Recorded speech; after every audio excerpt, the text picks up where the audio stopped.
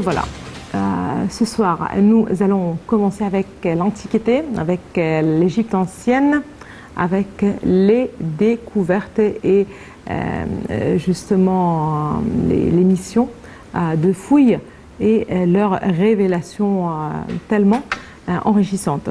En fait, nous allons parler de ce temple dit solaire, vieux de 4500 ans, et de notre temple de 2600 ans, exhumé en Égypte. Et pour vous parler de ceci, nous avons le plaisir d'avoir avec nous ce soir Madame Dalia Fathi. Bonsoir Madame Dalia Fathi. Vous êtes guide touristique. Ah oui, c'est très bien que le tourisme arrive. Voilà, je suis très contente d'être une guide touristique. Voilà. Voilà, ça fait toujours certainement plaisir de vous avoir parmi nous. Et justement, nous allons parler du tourisme en général.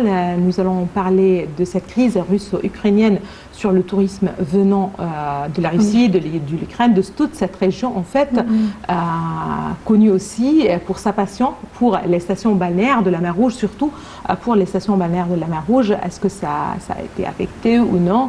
Comment est le mouvement touristique aussi pendant cette saison estivale?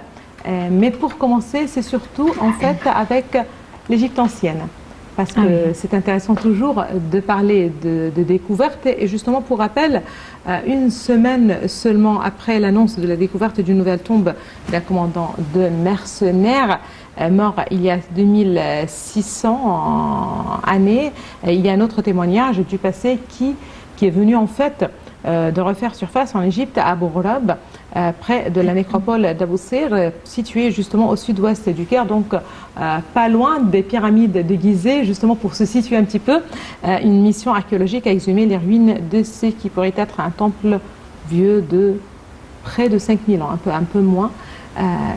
Justement, encore une fois, on parle d'une nouvelle découverte. Cela veut dire que cette terre est encore riche justement de trésors.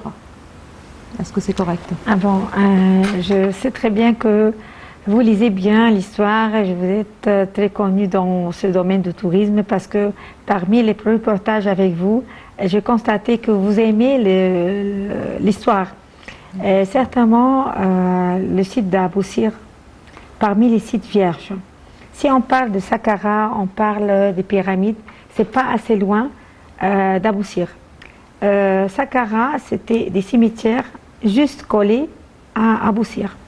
Et quand j'ai parti aujourd'hui même, j'étais dans un travail, ils m'ont dit, les touristes, c'est quoi là? Ce sont des pyramides, 3 pyramides grandioses à Abou Sir. Je dis, bon, c'est vrai, mais c'est une site vierge. De temps en temps, on découvre des choses assez grandioses à Saqqara et de même à Abou Sir. Certainement, les temples que vous avez cités, ou bien les mastabas en général qui s'assera pour l'âme du défunt, c'est important de le présenter pour le dieu Ra. Et c'est pour cela, certainement, à Abou Sir, vous allez trouver des temples du soleil, des temples de Ra. Et vous allez voir aussi des mastabas qui datent de l'époque ancienne que Saqqara. Parce que, selon l'histoire, le site d'Abou Sir, c'est le plus vieux. On peut distinguer, c'est pas assez loin de la rivière. Et c'était une branche du Nil qui a encouragé les anciens Égyptiens de faire des grandes choses là-bas.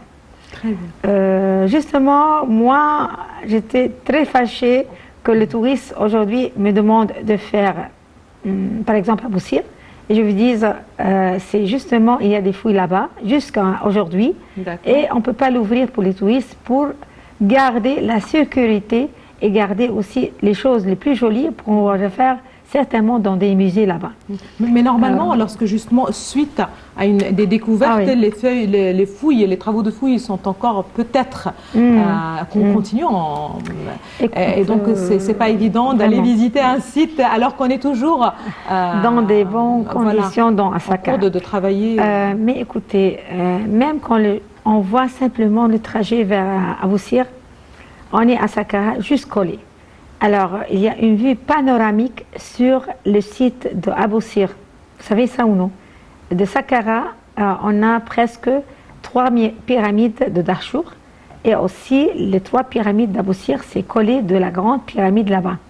Et c'est pour cela, quand on fait le temple funéraire de Djoser, je suis juste en face des autres pyramides qu'on date les plus anciens. Si on regarde, selon l'histoire, on a combien de pyramides? Vous savez, 128 pyramides au Caire. Et justement, c'est pas toutes et tous ouvert sur le plan touristique. Alors, de temps en temps, l'État essaye d'enrichir des fouilles là-bas pour qu'elles soient claires pour les guides en expliquant le site. Et justement, jusqu'à maintenant, à Aboussir, c'est pas clair de tous les côtés. Et c'est pour cela qu'ils préparent aujourd'hui comme un plan touristique qui ça sera pour le prochain, peut-être après l'ouverture de la grande musée des pyramides. Le grand musée, ça va vous donner une impression sur le passé les plus anciens. Justement aussi sur Saqqara à Aboussir, il y a le préhistoire. Nous ne sommes pas assez loin du préhistoire parce qu'il date des mastabas. Les mastabas les plus anciens, c'est 2250. Voilà. Et le plus prochain, ça sera les fouilles qu'ils ont fait à Saqqara, éclairées un petit peu par les sites d'Aboussir. J'aime avoir un jour un chemin qui relie les deux sites ensemble, tunnel qu'on va faire pour le grand musée avec les pyramides, et le touriste traverse par ce tunnel vers Aboussir pour enrichir l'esprit selon les 128 pyramides qui étaient conçues. Un tunnel, c'est vraiment... C'est un peu compliqué. Non, c'est pas compliqué, moi je sais pas, mais disons, voilà, si cette terre est toujours riche de trésors, c'est certainement, je ne sais pas, est-ce qu'on pourrait justement creuser un tunnel dans cette région où où vaut mieux justement faire des routes traditionnelles? Moi je vois que les branches du Nil, qu'ils ont fait le Nil jusqu'au bout à Saqqara, et ils s'arrêtent devant une pyramide. On a le droit de faire aussi enchaîner, peut-être avec un bateau. Peut-être, pourquoi pas. Vous savez que de unir les deux sites, c'est important. Parce que tout le monde aime Saqqara. Et quand ils vont sentir que Aboussir, c'est quelque chose de génial là-bas, de se trouver des sites vierges, ils ne vont pas arrêter de faire Saqqara. Et pour enrichir l'histoire, on fait les deux dans la même place, ou bien la même place là-bas. Ça sera un travail pour guide assez grand, mais nous sommes à la position, parce qu'on a un chef d'État qui encourage le tourisme. J'ai avec moi une dame qui lit bien selon l'histoire. Alors, il encourage tous les guides de faire le plus fort possible de raconter ça. Justement, retour à cette découverte, j'aimerais bien rappeler que cette mission archéologique avait annoncé avoir découvert les ruines d'un vaste bâtiment de briques. Justement, il pense que la structure pourrait être l'un des 4 temples solaires édifiés durant la 5e dynastie, il y a quelques 4500 années, voilà, et mentionné dans des sources historiques. Les ruines ont semblé être celles d'un bâtiment, comme je viens de le dire, en briques de terre, comportant également d'importants blocs en quartz. Donc encore plus de valeur à cette découverte, justement. Et les archéologues suggèrent qu'il pourrait s'agir de l'un des 6 temples solaires édifiés durant la 5e dynastie, comme on vient de le dire. Et pour se situer un petit peu dans le temps, il s'agit donc d'une dynastie qui a vécu entre 2500 et 2350 avant Jésus-Christ. Voici tout de suite les détails.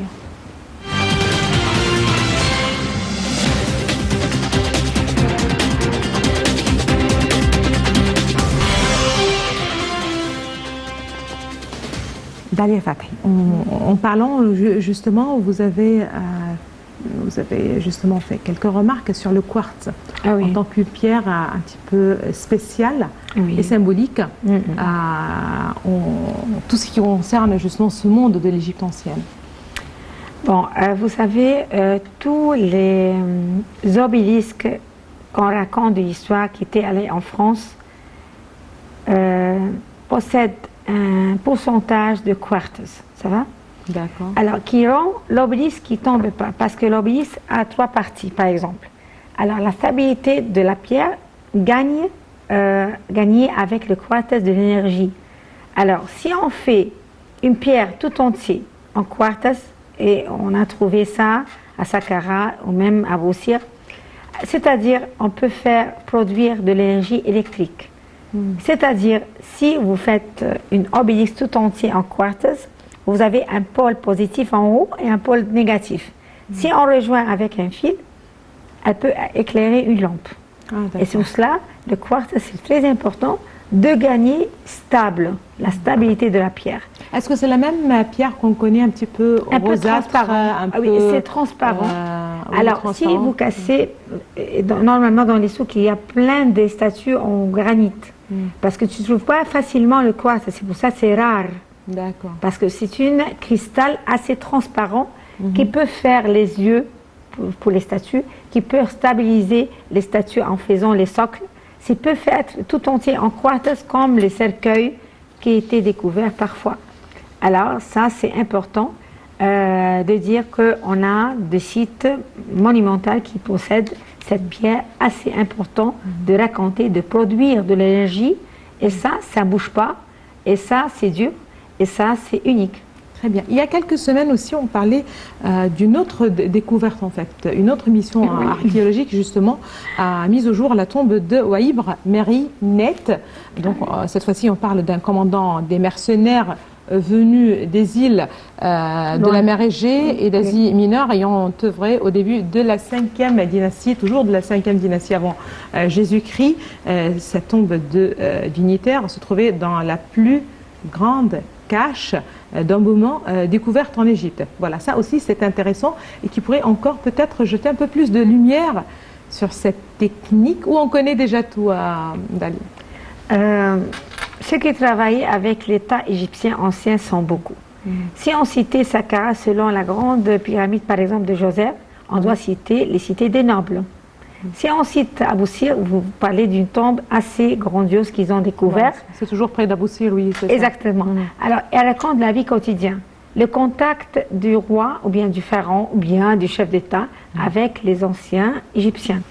Alors, ce contact qui disent pour eux, faites vos tombes et approchez-vous de moi et faites tout ce que vous voulez parce que j'ai besoin de vous dans l'au-delà. Et c'est pour ça que ce n'est pas beaucoup de tombes qu'ils ont racontées de la vie quotidienne, mais c'est les plus rares des tombes qu'on voit à Abou Sir qui racontent l'histoire de la vie quotidienne. D'accord. À Saqqara, c'est plein. Une vingtaine de tombes, et justement, chaque jour, il y a des fouilles, et vous dites, justement, ça sont 4 cercueils en plaqué or, 250, voilà, plaqué or, en plus des papyrus. Mais certainement, à Abou Sir, c'est unique. Et c'est pour ça qu'on donne un spot sur la découverte de cette tombe. Elle raconte de quoi, pourquoi elle est venue ici pour faire ça, et est-ce que c'était utiliser des bateaux jusqu'au bord de cet embarcadère. Tout ça, on peut faire des fouilles. Le lendemain, on va trouver des traces.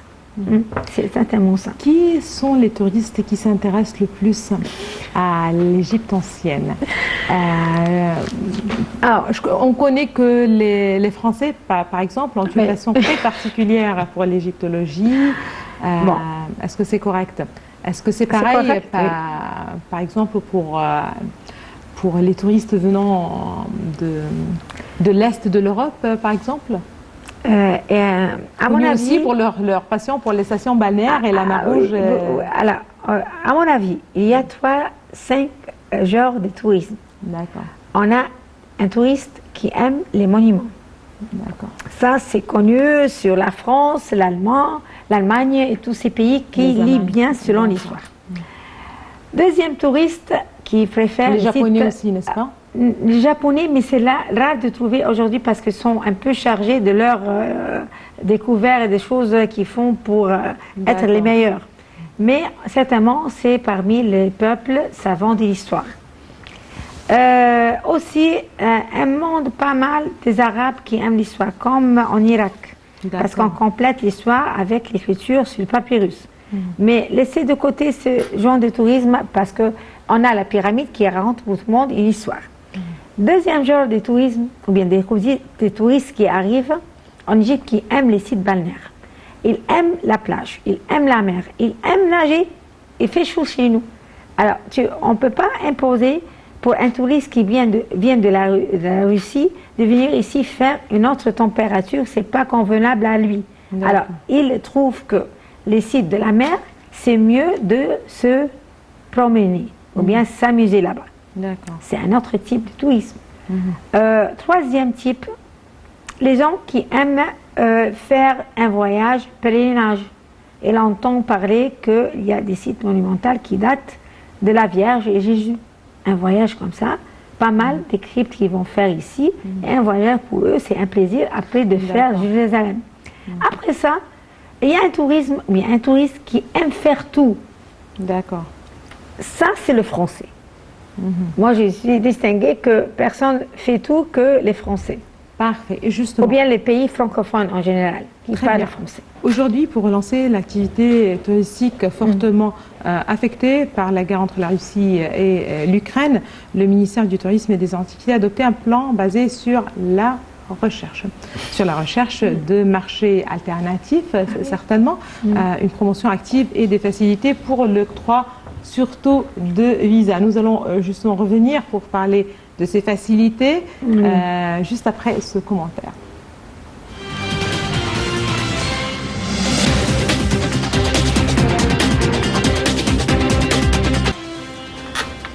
Est-ce que vous avez une idée sur justement ce plan que l'Égypte vient d'adopter pour relancer le tourisme?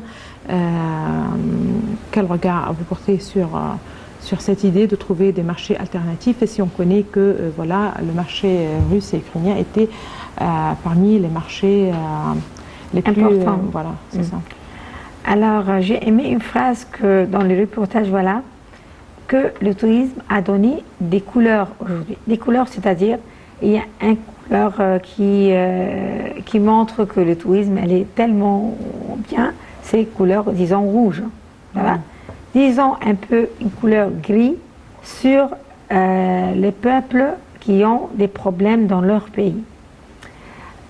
L'Égypte, c'est pas un pays que quelqu'un va arrêter de venir, mais certainement c'est important de garder tous les souks touristiques. Souk, c'est-à-dire un touriste qui vient ici avec sa valise, qui passe 3 jours, c'est un touriste. S'il ne passe pas 3 nuits ici ou bien 4 nuits, c'est-à-dire on le considère un voyageur qui voyage, il va quitter, il y a avec le tourisme. Hurghada et Sharm el-Sheikh, ils ont prouvé un souk de tourisme assez important pour l'Égypte selon toutes les années perdues de tourisme. Elle marche bien selon un souk touristique qui aide l'Égypte à faire un tourisme. C'est vrai. Et les sites de la mer, c'est préféré des pays froids. C'est-à-dire, c'est quoi? C'est qui? D'accord, la Russie. C'est important de dire ça. Et si ces sites perdent ces touristes-là, de cette région-là, alors c'est important d'avoir d'autres touristes qui encadrent la même chose pour eux, pour 2-3 semaines, pour faire le tourisme. Ça ne va pas que... Par exemple, je dis, un pays assez chaud qui va venir ici, il va faire la plage. Il a la plage déjà chez lui, comme l'Espagne, comme les pays de Maghreb, comme l'Algérie, comme l'Afrique. Mais là, vous parlez surtout, par exemple, de stations balnéaires de la Méditerranée, parce que la mer Rouge, c'est différent. Parce que la mer Rouge, voilà, peut-être ces pays n'ont pas cette richesse. Justement, ils n'ont pas ces activités, plongée, snorkeling et ainsi de suite. Mais la réalité, qui préfère les pays froids, qui aiment la mer. Par exemple, Paris. À Paris, il fait une grande température ces jours-ci, il y a une grande humidité comme l'Égypte. Alors, il a l'habitude de supporter la chaleur. Ça va? Alors, quand il arrive ici, il annule la plage pour la fin du voyage. C'est pas au commencement. C'est-à-dire, il y a le temps, il va faire. Il n'y a pas le temps, il ne va pas le faire. Mais il y a aussi cette question de saison, c'est-à-dire pour la saison estivale, ça pourrait être différent. Peut-être c'est pas si évident de recevoir des touristes étrangers. Vraiment... Par contre, pour les vacances, par exemple, de Toussaint, en octobre, à Noël, on avait justement l'habitude de recevoir... Vous parlez de toute l'année. Voilà, c'est ça. Toute l'année, les Russes préfèrent les sites plages. D'accord. Parce qu'elles profitent. C'est-à-dire, ils n'ont pas ça dans leur pays. Alors, nous, on doit chercher d'autres souks, d'autres touristes qui préfèrent ce côté-là pour le faire travailler toute l'année. en hiver aussi. Pour une information en ce qui concerne justement les nouveaux marchés, il y a une grande demande, voilà, ça c'est une information de la part des pays d'Amérique du Sud, et ça c'est très intéressant, comme le Brésil ou d'Asie encore, comme le Kazakhstan et l'Azerbaïdjan, surtout après l'établissement de lignes aériennes directes vers les stations touristiques égyptiennes. Sharm el-Sheikh à titre d'exemple. Je peux rajouter quelque chose? Alors, vous avez cité des noms des pays, c'est pas sur le plan touristique.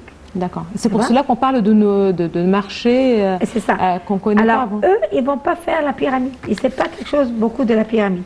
Ils vont pas faire d'Achour. Ils vont pas faire les sites monumentaux assez loin des pyramides. S'ils vont faire, c'est grâce à Dieu, les pyramides.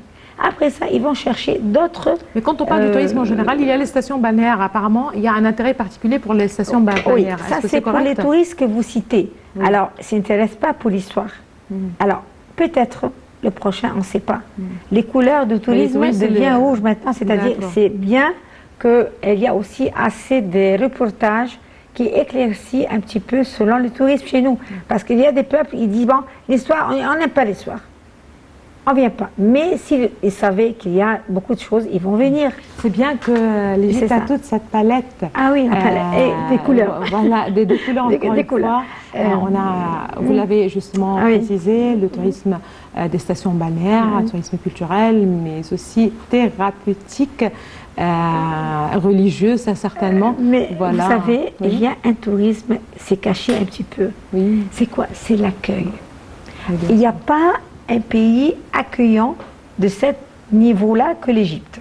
Écoute, moi j'étais aux pyramides, je voyais tous les guides qui entourent le tourisme. C'est-à-dire, l'accueil depuis l'aéroport, c'est bien en Égypte. Il n'y a pas d'être compliqué dans les papiers.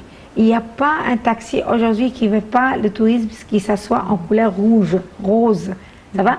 On créait des gens, mais la rupture du tourisme a donné un accueil différent. C'est bien. Voilà. Bon. L'accueil différent que si par exemple un touriste, il va vous dire, faites-moi aider à Saqqara et moi je ne peux pas avec lui, je l'aide. D'accord. L'État aide les touristes à apprendre l'Égypte. Ça c'est très important. Et ça, elle va encourager des peuples qu'on ne les connaît pas pour faire l'union. Vous savez, madame, que les continents que maintenant les gens parlaient, continent de l'Asie, continent de l'Afrique, continent des États-Unis, avant il n'y avait pas ça. C'est une terre que le tourisme en se reconnaît. Alors, moi je vois que les peuples étrangers maintenant, ils ont cassé les continents, ils vont venir pour des pays africains, peut-être l'Égypte, peut-être le sud de Soudan, pour compléter les voyages qu'ils ne savaient pas, pour enrichir leur tête de notre histoire. C'est bien sûr. Et les couleurs que vous dites, la palette des couleurs existe. Vous savez que l'Égypte avait 4 couleurs ou non? Une couleur pour le Caire, c'est le limon du Nil, c'est la terre noire. C'est noir, voilà. Une couleur pour le désert, c'était Deshret, la couleur orange, rouge, vif, qui attire l'attention du sable. D'accord. Une couleur pour les roses et les fleurs, qui donnent les fleurs, les unifères et les scarabées qui habitent l'autre côté du village. Des couleurs de la vie quotidienne. Une couleur verte qui représente la campagne où le dieu Hapi du Nil, comme on dit, il a creusé sa route pour faire toute sa civilisation qu'on dit c'est une berceau de la civilisation. On a beaucoup de couleurs vraiment de l'époque. C'est magnifique en fait. C'est ça. Puisqu'on parlait des saisons, surtout de saisons quand on parle de tourisme, de certains touristes, on parle de saisons. Là, c'est intéressant de rappeler que le tourisme a été l'un des secteurs justement les plus touchés par cette pandémie, cette crise sanitaire mondiale, le coronavirus. Les restrictions sévères imposées au voyage ont entraîné une forte baisse du nombre de touristes depuis mars 2020. Au cours des 5 premiers mois de 2021, les arrivées de touristes internationaux ont chuté de 56% et justement 320 milliards de dollars d'exportations touristiques ont été perdus selon l'Organisation mondiale du tourisme. C'est pourquoi les pays où ce secteur est un acteur majeur comme l'Égypte a entrepris des mesures pour rétablir la situation antérieure à la pandémie. Voilà les détails.